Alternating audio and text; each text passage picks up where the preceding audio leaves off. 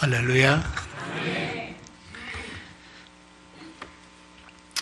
어느 목사님의 글을 보니까 이런 내용이 있었습니다. 이번에 군대 생활할 때 아주 늦게 군대를 갔는가 봐요.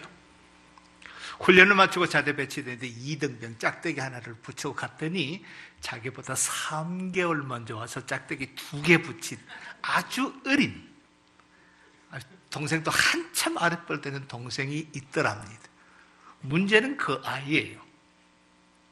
한참 나이 많은 이 목사님을 자기가 3개월 먼저 와서 짝대기 하나 더 붙였다고 지나가다가 머리를 툭 치고 지나갑니다. 아나무인이에요. 그래도 어떻게 합니까? 군대니까 참아야죠. 꾹 참았답니다. 근데 이 시간이 지날수록 과간이다. 어느 날 아무도 없는 내 방에 혼자서 앉아있는데 성경을 읽고 있는데 또 지나가다가 툭 치는 거예요. 너무 화가 난 목사님께서 치는 손을 꽉 붙들었습니다. 그리고 한 소리 했답니다. 야, 너 몇 살이야? 너 평생 군대에 있을 거야? 너 제대하면 나 안 만나는 보장 있어? 왜 그래? 야단을 쳤답니다. 그랬더니 그 다음부터 눈도 제대로 못 쳐다보더랍니다.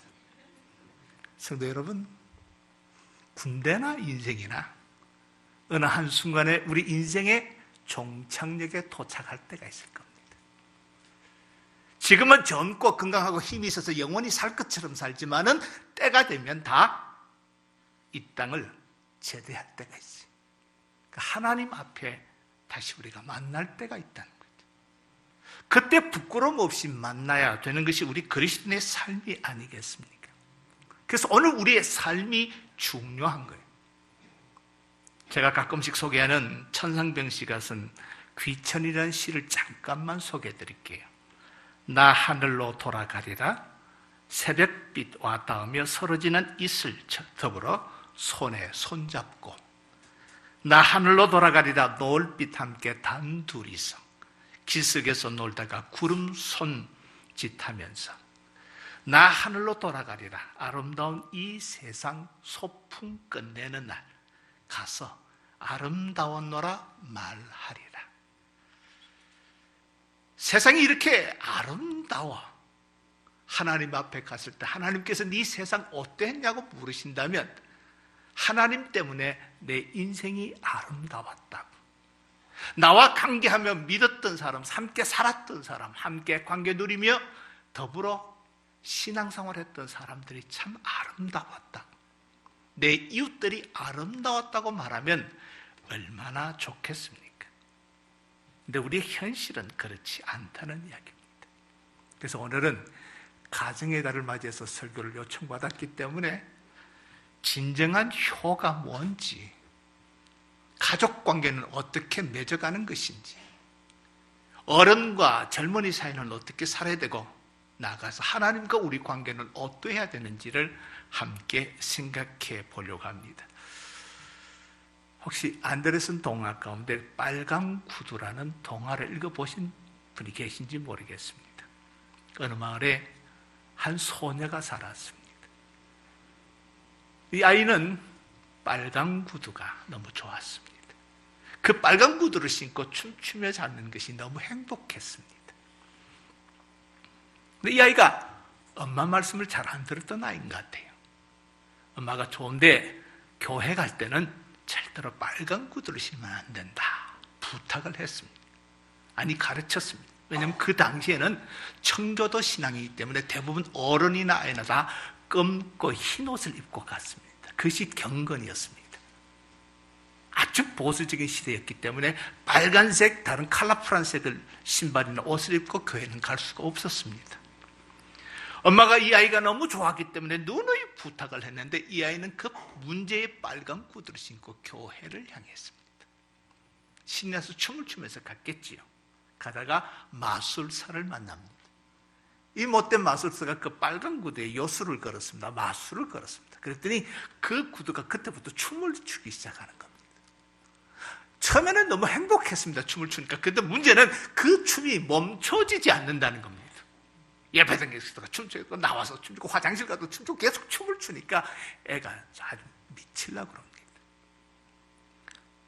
처음에는 즐거웠던 그 춤이 너무 힘들고 어렵습니다. 다시 그 마술사를 찾아갔습니다. 마술 좀 풀어달라는 거예요. 너무 괴롭다는 거예요. 그랬더니 한다는 말이 멈출 수 없답니다. 멈추기 위해서는 발목을 잘라야 된다는 겁니다. 여러분, 저는 가끔씩 뉴스를 보면서 그런 생각이 들어요. 오늘 우리가 살고 있는 이 시대가 마치 마술 걸려서 춤추는 빨간 구두처럼 오늘 우리 세상이 미쳐 돌아가는 것이 아닌가, 그런 두려운 생각이 들 때가 있어요.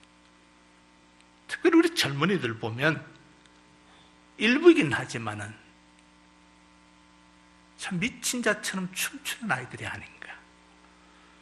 요즘 젊은 친구들한테 물어보면 제일 싫어하는 단어가 두 개 있습니다. 하나는 어른이라는 단어고 하나는 권위라는 단어입니다. 인터넷 들어가 보시면 요즘 젊은 친구들은 어른을 어른으로 부르지 않습니다. 꼰대라고 부릅니다.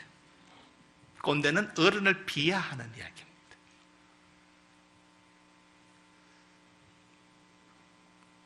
그 어른들이 무슨 말하면 전부 다 잔소리한다고 합니다.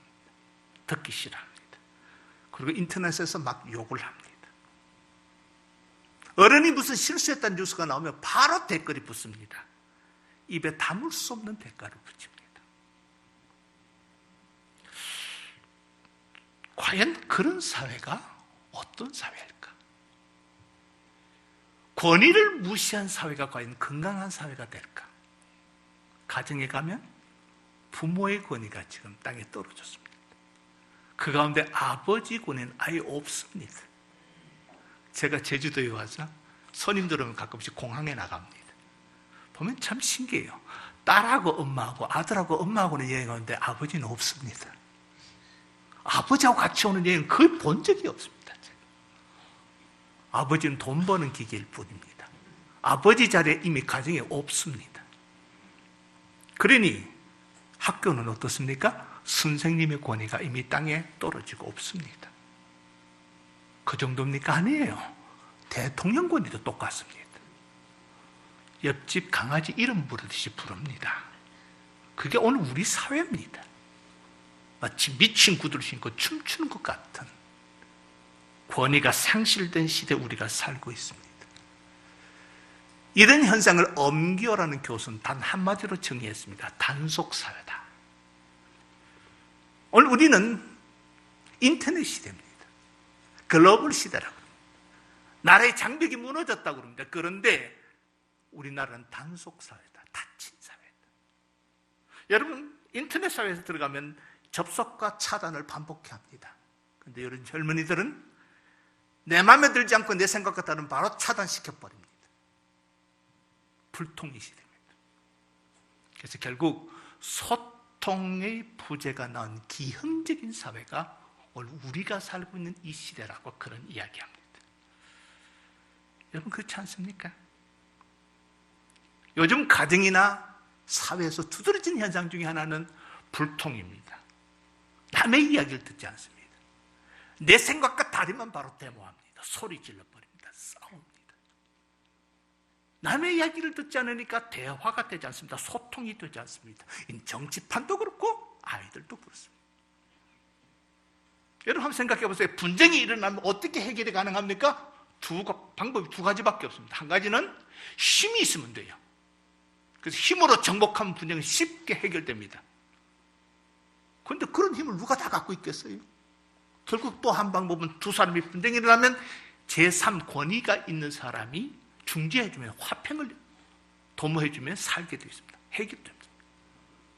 그럼 제3의 권위가 있어야 화평이 이루어지죠. 권위가 없으면 계속 싸움밖에 일어나지 않습니다. 화목이 이루어지지 않습니다. 이 권위라는 것은 어른이나 분들은 우리 인생을 불편하게 사는 사람들이 아니라 우리의 삶을 더 풍요롭게 만드는 권위예요. 이 권위가 사회에서 무너지고 가정에서 무너지면 더 이상 행복할 수 없다는 사실, 갈등은 해결되지 않는다는 사실을 알아요. 권위가 없으면 우리는 무법천지에 살아갈 수밖에 없다는 거죠. 주님 안에서 살아가는 성도 여러분, 이런 권위와 질서가 회복돼야 가정이 행복해지고 하나님의 복을 누리고 교회가 행복해지고 이 나라와 이 공동체가 사는 길이라는 것을 가르쳐주는 것이 제5계명입니다. 5계명을 오해하시면 안 됩니다. 오늘 12절 말씀을 함께 다시 한번 천천히 읽어보았으면 좋겠는데요.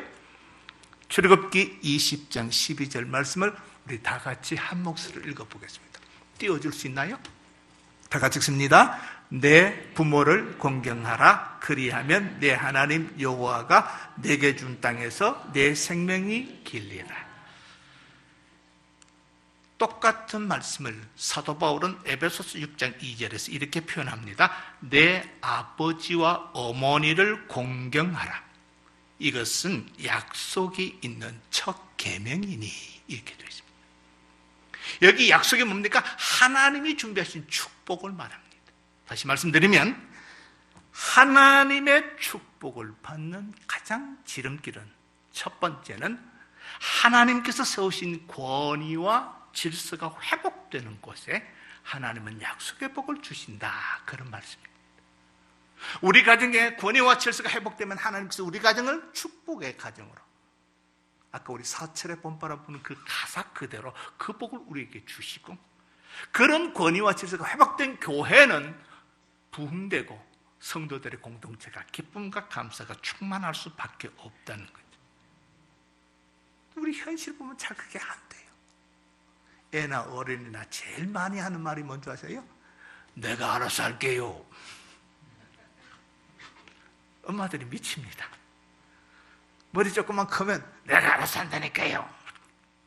여러분, 사람이요, 자기가 스스로 알아서 할 만큼 완벽한 존재는 이 땅에 아무도 없습니다. 뭔가 권위가 있어서 교훈을 받고 결단하고 새로워지고 그래서 변화돼 가는 것이 인간이지, 인간은 완벽하지 않거든요. 그래서 효라는 질서가 있어야 돼요. 근데 우리는 대부분 한국 사람들은 유교적인 효 개념을 갖고 있기 때문에 효만 나오면 젊은이들이 머리를 싹 돌립니다. 여기 뭐가 효예요? 우리 참 많이 오해를 합니다. 가끔씩 신문이나 뉴스를 보다 보면 효자들이 등장하고 효부들이 등장합니다. 와, 어떤 분이 심지어 보니까요, 아버지가 돌아가셨다고 3년상을 지내더래요. 와, 대단해요. 아버지 어머니가 몸이 불편하다고 회사를 그만두고 와, 수종을 떨더라고요. 효자가 났다, 효부다. 여러분, 그게 진짜 효일까요? 어느 집사님이 저한테 찾아와서 그래요. 속이 상한데 남편 빨리 전도해야죠. 아이고, 목사님 말도 하지 마세요. 왜? 토요일 되면 시골 가는데 아버지 어머니 계신데 갔다 주일 밤늦게 오든지 아니면 월요일 바로 출근한대요. 효간다고. 그러려면 왜 장가를 갔어요? 왜 자식을 낳았어요? 부모님하고 살지. 그게 진짜 효인가요? 그 육에서 말하는 효와 성경에서 말씀하는 효는 근본적으로 다르거든요. 오늘 이 5계명 참 재밌는 것은 내 부모를 공경하라 이렇게 됐습니다. 이 공경이라는 단어는요, 하나님께 붙여져 있는 단어입니다. 이 땅에는요, 부모에게도 동일하게 하나님께서 붙여주십니다. 이 공경이라는 단어를 조금 다르게 해석하면 순종이라는 단어입니다. 순종. 하나님의 권위에 순종하는 것이 믿음이고 부모의 권위에 순종하는 것이 효라는 개념이 들어옵니다. 주 안에서 부모에게 순종하는 거죠. 그래서 1계명부터 4계명은 주 안이 뭔지 가르쳐줘요. 그리고 5계명 그 밑에 있어요. 그러니까 하나님을 향한 사랑, 순종 다음에 부모에 대한 순종이 들어와요. 위로는 하나님의 권위고 그 권위 안에서 부모의 권위가 들어옵니다. 여기 진짜 효라는 것이 있다는 것을 우리에게 가르칩니다. 그 하나님의 권위와 부모의 권위 앞에 순종할 때 하나님은 우리에게 약속 있는 복을 주신다고 우리에게 명해 주셨습니다. 이철원 씨라는 사람이 연탄길이라는 아주 교훈적인 책들을 시리즈로 썼습니다. 그 가운데 실화가 하나 드러납니다. 현태라는 아이의 이야기입니다. 이 현태라는 아이는 고등학교 올라가서부터 아이가 더 엉망이 됩니다. 학교도 가지 않고 모여서 패싸움하고 심지어 남의 물건 훔치며 절도까지 행합니다. 아버지가 어머니가 아무리 타일러도 아이가 말을 듣지 않습니다. 결국 퇴학당하고 학교도 가지 못하고 골목길 다니며 온갖 나쁜 짓은 다 합니다. 아버지가 눈물 뿌리며 호소해도 듣지를 않습니다. 어느 날 그 아버지가 백주대낮에 길을 가다가 보석가게 옆을 지나갑니다. 무슨 생각을 하는지 그 보석가게 문을 열고 들어가서 금가락지 하나를 훔치고 막 뛰어나옵니다. 나이든 아버지가 뛰어가봐야 얼마나 가겠습니까? 20m 못 가서 잡혔습니다. 그리고 감옥으로 들어갑니다. 이 소식을 전해들은 어머니와 현태가 아버지 면회로 교도소를 찾아갔습니다. 문 앞에 나온 아버지 보니까 현태도 가슴이 철렁 내립니다.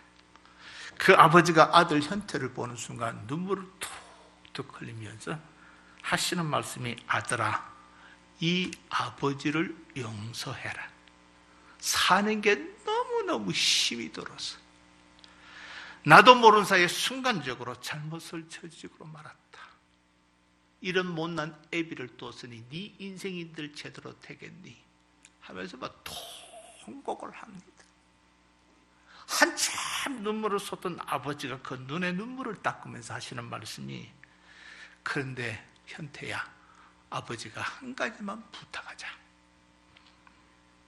너는 꿈에라도 교도소에 오지 마라. 아버지가 와보니까 정말 사람이 못 올 때다. 아버지 마지막 부탁이다.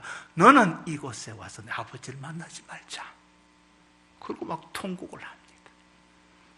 면회를 마치고 엄마와 함께 나오다가 그 어머니가 다리가 풀려서 걷지 못하고 교도소 앞 빈 벤치에 그냥 툭 하고 앉았습니다. 아무 말 없는 현태도 그 옆에 앉았습니다.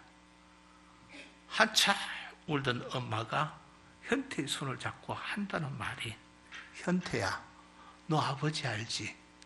아버지는 벌레도 못 죽이는 연약한 사람이잖아. 아버지가 누구하고 싸운 거 봤니? 아버지가 누구 집과 다툰 거 봤니? 아버지가 어떤 사람인지 너 알지? 그런 아버지가 왜 남의 건부치를 백주대낮에 뻔히 잡힐 줄 알고 그걸 훔쳤다고 생각하니? 너 때문에 그래서. 네가 교도소 갈까 봐.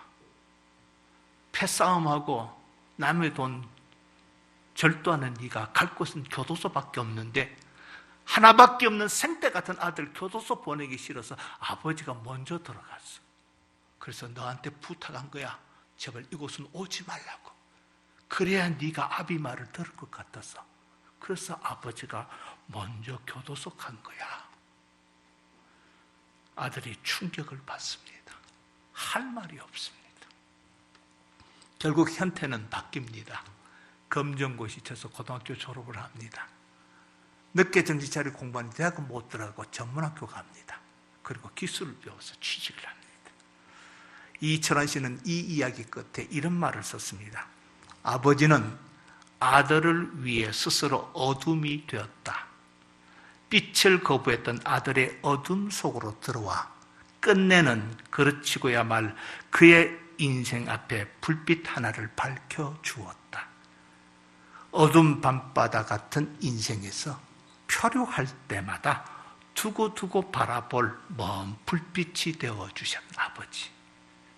그렇습니다. 아버지는 그 아들 현태가 그대로 살면 바로 아무리 말해도 듣지 않던 그 아들이 가야 될 그 길이 바로 교도소이기 때문에 적어도 생태 같은 아들 그 길은 넣기 싫어서 당신이 대신 그 어둠 속으로 들어가신 거죠. 그리고 당신이 그 아들의 인생의 작은 빛이 되어주신 거죠. 참 효가 뭡니까? 순종입니다. 우리가 옷가지를 사드리고 좋은 음식 그리고 여행 보내드리는 것이 진짜 효가 아니고 하나님의 말씀 앞에 그 권위 앞에 부모의 권위를 존중히 여기는 것이 진짜 효인 줄 믿습니다. 부모는 그걸 원하세요. 부모는 그걸 원하세요. 여러분, 부모는 우리가 뭐 대단히 많은 것을 갖다 주는 거 원찮아요. 이미 우리가 어릴 때 그렇잖아요. 여러분, 우리 자녀 키워보셨잖아요. 목회하고 신방하고 늦게 힘들어서 들어왔는데 아이들이 문 앞에 아빠 기다리다가 힘든 아빠 보고 아빠 힘내세요 노래 한번 불러준 걸로 효도 다 한 거예요. 그게 뭐 더 이상 뭐 바랐겠어요. 우리가 그가 결혼해서 잘 살아주면 그게 효 아닙니까? 사내 못 사내 하면 그때부터 가슴에 못 박는 거 아니에요? 우리가 뭘 키워서 뭘 기대하고 바라겠습니까? 그거 없잖아요. 여러분, 우리의 신앙도 마찬가지입니다. 인간이 그냥 두면 지옥불에 갈 수밖에 없기 때문에 하나님께서 인간의 어둠을 뚫고 하나밖에 없는 아들 예수 그리스도를 이 땅에 보내주신 거예요. 왜요? 제발 지옥에 오지 말라고. 여러분, 복음서에 보면 지옥을 이야기하시는 분은 예수 그리스도밖에 없습니다. 왜냐하면 그분이 아시기 때문에. 우리는 몰라요. 우리는 천국도 모르고 지옥도 몰라요. 그게 얼마나 끔찍한 곳인지 우리는 몰라요. 근데 그 끔찍함을 아시는 주님께서는 지옥을 이야기하십니다. 제발 가지 말라고. 거기는 가지 말라고. 당신이 아시기 때문에. 그래서 인간의 어둠 속으로 들어오셨습니다. 거룩하신 하나님께서 죄인처럼 십자가에서 달려 돌아가심으로 우리의 거룩한 빛이 되어 주셨습니다. 주께서 말씀하시기를 내가 곧 길이요 진리요 생명이다. 나로 말미암아 천국 가자. 나로 말미암지 않으면 지옥 간다. 제발 그곳은 가지 마라. 지옥 감방은 가지 마라. 그는 사람이 갈 데가 못 된다고 찾아오셨습니다. 여러분, 우리가 할 수 있는 우리가 할 수 있는 신앙이 뭐예요? 하나님에게 그 권위를 인정해 주는 거예요. 그것이 바로 신앙이에요. 창세기 3장에 보면 하나님께서 에덴 동산을 창설하시고 아담과 하와를 만드시고 둘이 짝지어 가정을 이루어 주셨습니다. 그리고 그들에게 모든 동산 가운데 있는 실과를 다 허락해 주었습니다. 단 한 가지, 동산 한가운데 있는 선악을 알게 하는 나무 실과는 먹지 말라 그랬습니다. 왜요?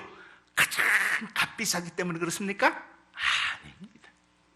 모든 것이 가능하면 다 주지. 왜 하필이면 그 동산 한가운데 늘 가장 잘 보이는 그 한가운데 있는 선악을 알게 하는 나무를 먹지 말라 그럽니까?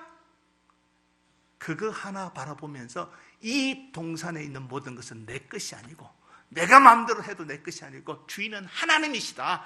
하나님이 창조하셨다. 그 권위를 인정하라고 선악과를 만들어 주신 거예요. 주인이 하나님이지 내가 아니라는 것을 가르쳐 주려고. 잘 들으십시오. 우리는 태어나서 시간이란 인생이라는 시간을 마음 놓고 사용해요. 그런데 주님께서 그래 마음 놓고 살아라. 그런데 주일 되면 이날은 나의 날이다. 교회에 와서 예배하라. 왜요? 이날까지 안 주면 지 인생 지가 난 줄 알고 착각하기 때문에. 여러분, 예배가 뭡니까? 하나님을 하나님들에게 그 권위를 인정하는 행위가 예배예요. 할렐루야. 그래서 성수주의를 하라는 거예요. 성수주의를 하지 않으면 그리스도인이 아닙니다. 주일 돼서 교회 오면 그리스도인이고 안 오면 하나님의 권위를 인정하지 않기 때문에 그리스도인이 아닙니다. 우리가 예배드리는 것은 단순히 한 시간 예배하는 것이 아니라 내 인생의 모든 시간을 주인 되신 하나님께, 그 하나님이 주인 되심을 내가 인정하는 시간이 예배 시간이에요. 그래서 세상에 바쁜 일 많고 돈 벌 일 많고 할 일 많지만 모든 것을 순답하고 하나님 나의 인생의 주님 되시기 때문에 우리가 예배당에 와서 그분께 예배하는 겁니다. 여러분, 하나님께서 우리에게 빈손 들고 온 인생에게 일용한 양식을 주셨습니다. 먹고 마시고 입고 살 수 있도록 축복해 주셨습니다. 근데 하나님께서 약속해 주셨어요. 명령했습니다. 우리가 마음 놓고 쓰면 지가 잘라서 벌어서 쓴 줄 알까봐 10의 1조를 구별해라. 네 인생의 물질의 모든 것은 하나님 것인 것을 인정하라. 그게 바로 동산 가운데 있는 선악을 알게 하는 나무예요. 그거는 인정해라. 그래야 네가 네 물질이 네 것이 아니고 네가 청직이고 하나님의 것인 것을 인정하라는 거예요. 여러분, 하나님이 뭐 우리 돈 몇 푼 된다고 11조가 몇 푼 된다고 그게 필요해서 달라 하시겠습니까? 아니잖아요. 요한계시록 가보시면 모든 천국의 길은 다 황금길이에요. 아스팔트가 황금이라니까요. 우리가 갖고 있는 이 돈은 쓰레기라니까요. 가면 길가에 널려있는 쓰레기예요. 그거 필요 없어요. 근데 하나님이 그걸 달라는 것은 뭐예요? 하나님의 것임을 인정하라는 거예요. 하나님의 권위를 인정하라는 거예요. 우리가 부모에게 그래도 부모님 생신에 찾아뵙고 무슨 날에 이렇게 선물 드리는 것은 그분이 나의 부모이기 때문에 그분의 권위를 인정하는 얘기죠. 부모가 그거 없어서 밥 굶겠어요? 아니잖아요. 결국 신앙도 효도 권위와 질서의 회복이 있습니다. 가정에서 부모의 권위가 회복되고 아버지의 권위가 회복되고 어머니의 권위가 회복되면 그 가정은 행복할 수밖에 없습니다. 왜냐하면 약속의 복을 하나님이 주신다고 인정하셨기 때문에 그렇습니다. 특별히 가장이신 남편의 권위를 우리 부인들께서는 세워주셔야 됩니다. 세상에 없는 일을 한 가지 대한민국 사람들이 합니다. 아이들 데리고 외국으로 유학 갑니다. 엄마가. 아빠는 홀로 남죠. 그것을 기러기 아빠, 기러기 엄마라고 부릅니다. 저는 무슨 생각대로 그 자식대로 가는지 이해가 안 됩니다. 여러분, 남편보다 자식 공부시킨다고 남편 혼자 버려놓고 가서 뭐 하겠다는 겁니까? 그렇게 큰 아이가 아버지 권위 인정하겠습니까? 그 가정이 온전해지겠습니까? 유학은 애가 여기서 공부해서 실력해서 자기 힘으로 보내면 가는 거지. 지 혼자 살 수 있을 때 유학 가는 거지. 그 애를 데려가고 남편은 버려놓고 가면 우뚝하겠다는 거예요. 물론 그럴 수밖에 없는 가정도 있다고 저는 생각해요. 그러나 가려면 같이 가든지 이민을. 왜 부부가 헤어집니까? 언제 성경에 그렇게 하라 그랬습니까? 그러면 아이들이 아버지 권위를 인정하겠습니까? 남편하고 결혼했지 자식하고 결혼했습니까? 어머니? 아니잖아요. 뭔가 우리나라만 있는 병리적인 현상이에요. 권위가 무너지게 생기는 비정상적인 행위가 한국에는 가정에서부터 일어나고 있어요. 여러분, 선진국이 뭡니까? 법을 지키는 거예요. 대통령부터 어린아이까지 누구든지 법은 평등하게 지켜져야 돼요. 오바마 대통령이 옛날에 영국 갔다가 교통딱지 뗐습니다. 잘못하면 떼야죠. 대통령 안 지켜도 됩니까? 법이 지켜져야 권위가 서고 권위가 서야 질서가 세워집니다. 권력 잡았다고 내 편은 봐주고 네 편은 안 된다. 이건 안 되잖아. 그럼 대통령 바뀔 때마다 나라는 시끄러워요. 이건 아니잖아요. 모든 사람은 법 앞에 평등해야 되고 지켜야 됩니다. 정한 법은 지켜야 되죠. 그래야 권위와 질서가 회복돼야 나라가 평안해지죠. 함부로 소리 지르지 않습니다. 숫자 많다고 막 밀어붙이고 폭력 쓰고 이거는 나라가 행복한 나라가 될 수가 없습니다. 그건 교회에서부터 가정에서부터 부모의 권위를 인정하고 가정의 권위를 인정하고 교회에서 교회의 권위를 인정하고 그럴 때 이 사회가 복이 있습니다. 성경은 오늘 5계명을 권위와 질서의 회복이라는 차원에서 우리에게 주셨다는 것을 기억하시고 우리의 삶 가운데 11절을 들 때마다 내가 돈 드린다고 생각하면 아까워서 못 드립니다. 내가 하나님의 은혜로 사는 인생입니다. 고백하며 드리면 그게 아까울 게 아무것도 없습니다. 왜냐하면 하나님이 주신 축복 내가 누리고 살았기 때문에. 거룩한 주일을 될 때마다 아이고 또 왜 벌써 주일이 돌아왔나 이러면 안 돼요. 하나님 지금까지도 살게 해주셨는데 그 하나님 너무 감사해서 하나님의 권위를 공경하기 위해서 내가 예배당에 왔다. 얼마나 행복해. 얼마나 감사하고 예배가 기쁘잖아요. 그게 주일 지키는 거예요. 저는 우리 귀한 교회가 이 동교회가 늘 하나님의 권위와 가정에서의 질서가 늘 회복되고 가족이 모일 때마다 실천에서 진정한 사랑이 소통되어지고 대화가 이루어지고, 그래서 하나님이 약속하신 그 5계명의 복, 하나님의 약속의 복이 여러분의 가정과 이 교회에 충만하고, 또 이 교회를 통해서 이 지역사회에 이 멋진 하나님의 약속이 넘쳐지시기를 주님의 이름으로 축복합니다. 기도하시겠습니다.